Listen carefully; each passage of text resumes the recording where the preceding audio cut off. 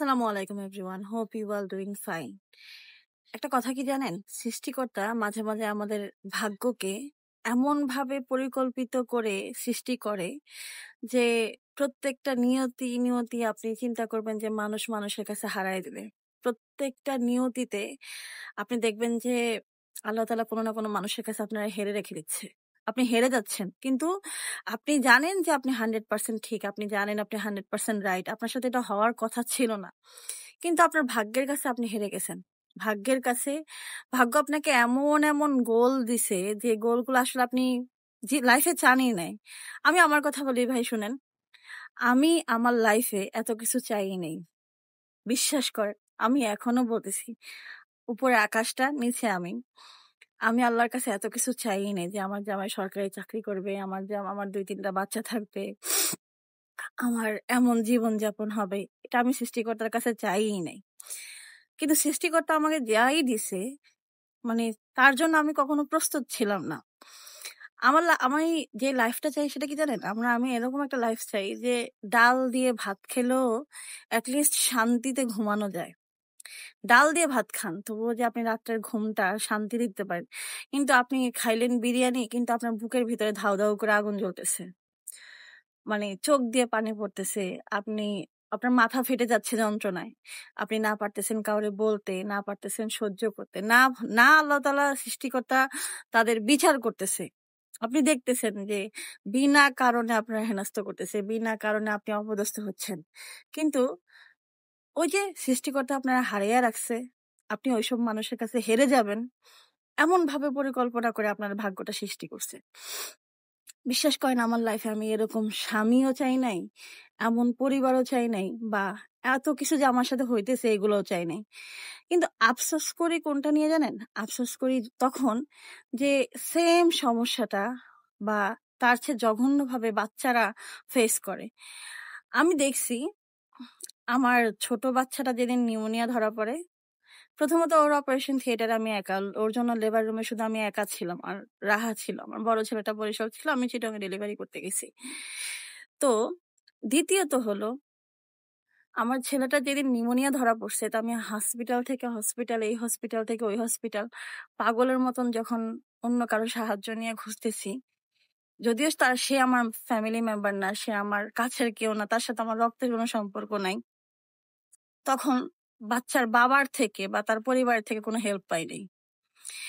বাচ্চার বাবার রোগটা হলো এরকম যে তার বিভিন্ন জগৎ আছে। আমার কাছে আসলে আমার মতো রূপ রূপ বহন করে, যে রূপে যে ইনস্ট্রাকশনে চলা উচিত সেটা আমার মতন ব্যবহার করে। যখন তার পরিবারের কাছে যায়, ভাই বোনের কাছে যায়, মায়ের কাছে যায়, তখন ওইখানে আরেকটা রূপ সে মেনটেন করে। এখন এই যে তার দ্বৈত একটা রূপ, এটা আমরা সাফার করি, আমরা প্রতিনিয়ত সাফার করি। তো আমার যেহেতু 2টা ছেলে, একটা মেয়ে, তা অবশ্যই আমার একমাত্র মেয়ে। তো আমি আমার মেয়েটারে আদর করে বলতেছি আমার একমাত্র কন্যা, আমার একমাত্র রাজকন্যা। এখন মেয়েটা, আমার ছোট মেয়ে, 5 বছর প্লাস বয়স, তো ওর বাবারে বলতেছে আমি তোমার একমাত্র মেয়ে। তখন ওর বাবা ওরে বলতেছে, না, তুমি আমার একমাত্র মেয়ে না, আমার আরো 3টা মেয়ে আছে। এখন ধরেন একটা লোকের বৈধ অবৈধ বিভিন্ন জায়গায় বিভিন্ন রিলেশনশিপে থাইকা বাচ্চা কাচ্চা হইতেই পারে। আমি বলি না এখন এটা গুনাহ। কেন বলি না? কারণ পরকীয়া বলেন, অবৈধ কাজ বলেন, এতিমের টাকা মাইরা খাওয়া বলেন, এগুলো এখন মানে রেগুলার হয়ে গেছে। এগুলো আগে মানুষ দেখলে ভয় পাইতো, করলে ভয় পাইতো। মানুষ এক ধরনের আতঙ্কে থাকতো যে আল্লাহ, এটা যদি গুনাহটা যদি করি, হয়তোবা সৃষ্টিকর্তা কোনো না কোনোভাবে এটা আমাদেরকে খেসারত দিতে পারে। কিন্তু মানুষ এভাবে করতে করতে এখন এগুলো একটা রেগুলার ওয়াইস হয়ে গেছে। জানি না কার লাইফে কি কতটুকু আল্লাহ তাআলা ফেরত দিছে বা রিটার্ন পাইছে। তা আমি ওরকম রিটার্ন এখনো অব্দি 16 বছর 17 বছর রানিং আমি দেখি নাই যে হ্যাঁ, অন্যায় করে আসছে 17 বছর পর্যন্ত, তো অন্যায়ের কোনো শাস্তি হয়েছে। আমাদেরকে জাস্ট স্পেসিফিকলি জানানো হয়, ধরেন কোথাও একটা টাকা পয়সা সংক্রান্ত কোনো কিছু সে করবে, তো সেখানে টাকা পয়সা লাগবে, তখন মানে আমার হাজবেন্ড আমারে জানায় যে আসলে আম এ মানে টাকা পয়সা হইলে ভালো হইতো। আদারওয়াইজ সে যে তার বিভিন্ন জগতে সে বিভিন্ন মহিলাদের সাথে বিভিন্ন তার ফ্যামিলির সাথে বিভিন্ন রূপে সে ইনস্ট্রাকশনের কাজ করে, ওগুলো সে আমার জানায় না। তা আমি ইদানিং একটু হাসি, এখন যেহেতু একটু বড় হয়েছি, ম্যাচুরিটিও আসছে, এখন ইদানিং একটু হাসি যে সৃষ্টিকর্তা আমি তোমার কাছে এত কিছু চাইনি, এত কমপ্লিকেটেড লাইফ চাইনি।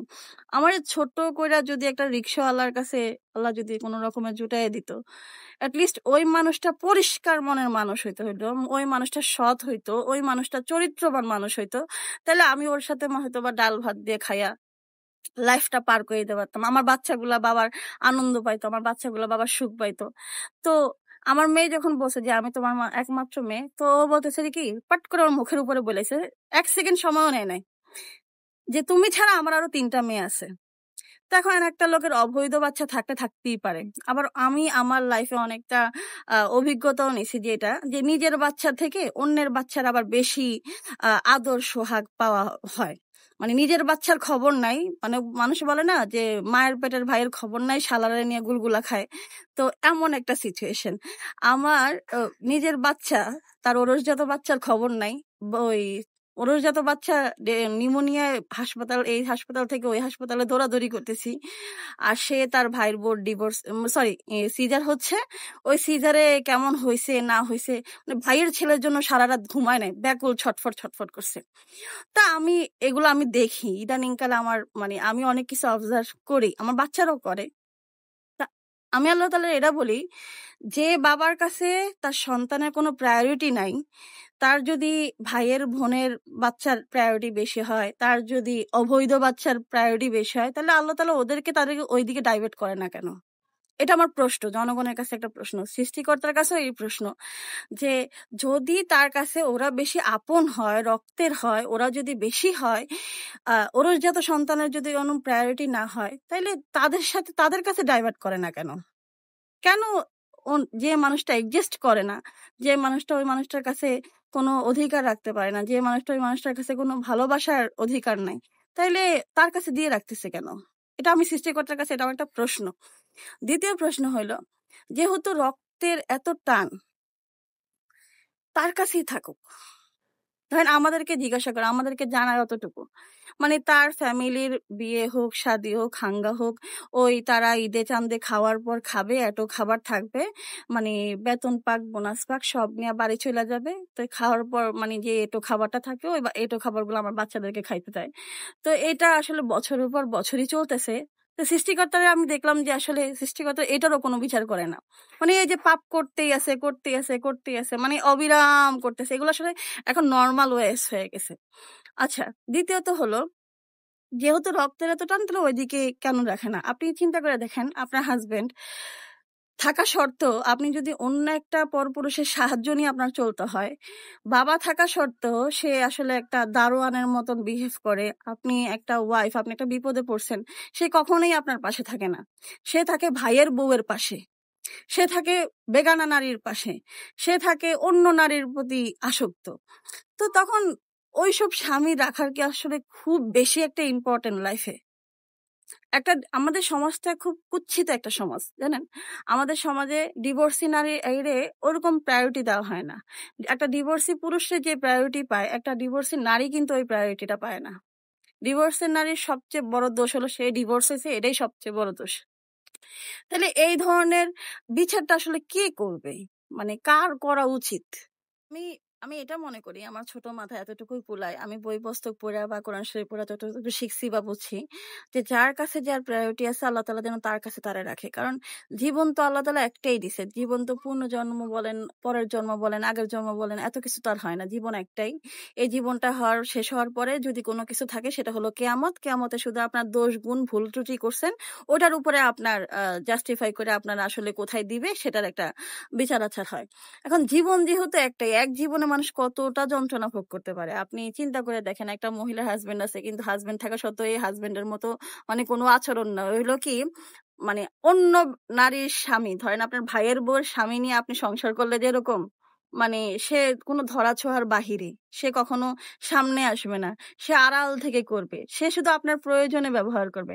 ক্ষণে ক্ষণে প্রয়োজন মাফিক আপনার এই জায়গা মতন ইউজ করার জন্য যতটুকু টেকনিক অবলম্বন করা উচিত, ইমোশনালি ব্ল্যাকমেল করা উচিত, সে শুধু ততটুকুই করবে। তাহলে আপনি চিন্তা করে দেখেন এই ধরনের মানুষের কি প্রয়োজন আমাদের জীবনে। কিন্তু সৃষ্টিকর্তা কি করে জানেন? সৃষ্টিকর্তা ওইসব মানুষের কাছে আমাদেরকে ঠেকায় রাখে। আর আমরা ঠেকে ঠেকে ঠেকে একটা সময়ের পর যখন মানুষ টিকতে পারে না তখন মানুষ আত্মহত্যা করে। কিন্তু এত এত কমপ্লিকেটেড লাইফ কেন? তার চেয়ে তো ধরেন একটা রিক্সাওয়ালার অনেক বেশি ইনকাম না, বা ধরেন অনেক বেশি ইনকাম, সে যদি দৈনিক ১,০০০ টাকা ইনকাম করে তাহলে ধরেন তার খরচ টরচ দিয়ে ৫০০-৭০০ টাকা থাকে। একটা রিক্সাওয়ালার সাথে না এর চেয়ে অনেক শান্তিতে থাকা যায়। একটা রিক্সাওয়ালা তার সন্তানদেরকে আগে সে সারাদিন রিক্সা চালাইয়া চিন্তা করে কখন আমার বাচ্চাটার কাছে যাব। আর ভদ্র সমাজের যে হাজবেন্ড গুলা হয়, ভদ্র সমাজের দাড়িওয়ালা লেবাস পরা, বুঝছেন? ওরা কি করে জানেন? ওরা ওই যে নিজের বাচ্চারা ইউজ করে ওরকম মনে করে যে আগলা মহিলার যে রাস্তাঘাটের বাচ্চা আছে না, ওগুলার মতো ইউজ করে। তো আমার মেয়েটা যখন বলতেছে আমি তোমার একমাত্র মেয়ে, আমার মেয়েরে বলতেছে না না না না তুমি আমার একমাত্র মেয়ে না, আমার আরো ৩টা মেয়ে আছে। এখন এগুলো আসলে বৈধ না অবৈধ আল্লাহই ভালো জানে। তো থাকলে থাকতে পারে। আবার আগলা পিরিতি অনেক বেশি দেখি। এখন আমি ওসবের ভিতরে ঢুকি না, কারণ আমি একটু লাইফটা সহজ সিম্পল করতে নিয়ে আসতে চাচ্ছি। আমার বাচ্চারা আমার ৩টাই বাচ্চা, ওর আরো ৩টা মেয়ে থাকতে পারে। আপনি একটা চিন্তা করে দেখেন, আপনার হাজবেন্ডের আরো ৩টা মেয়ে থাকতেই পারে, বৈধ থাকুক আর অবৈধ থাকুক। কিন্তু আপনার মেয়ের তো ৩টা বাবা নাই, আপনার মেয়ের তো একটাই বাবা। তো সৃষ্টিকর্তার কাছে এটাই রিকোয়েস্ট যে এমন কোনো কষ্ট বাচ্চাদেরকে যেন না দেয় যে কষ্টটা আসলে বাচ্চারা নিতে পারে না। আমার মেয়ের এই কথা বলার পর সে কালকে রাত্রে ২টার সময় আমার ঘুম থেকে উঠাইছে। ও আমার বিয়ের ব্যাডিশ হয়। তো আমার ঘুম থেকে উঠেছে। আমাকে আম্মু আমাকে কেন এই কথা বলা হয়েছে যে ওর আরো ৩টা মেয়ে আছে। তো আমি বলছি, ওর থাকতেই পারে। ওর অন্যান্য মহিলাদের সাথে সম্পর্ক থাকতেই পারে। তো বলছিলাম আম্মু আমার কি তোমার কি সৎ বউ আছে? আমি বলছি আমার তো সৎ বউ না। বলছে আমার কি সৎ মা আছে? বলছি না বাবা, সৎ মা আমার জানা মতে নাই। এখন আমরা তো ধরেন এমন একটা হাজবেন্ডের সংসার করি, সে লোকের ১/৩ কথাই আমরা জানি না। বা আমাদেরকে যতটুকু বলে, আমি বা আমার বাচ্চাদেরকে যতটুকু বলে তার ৯৯% মিথ্যা কথা।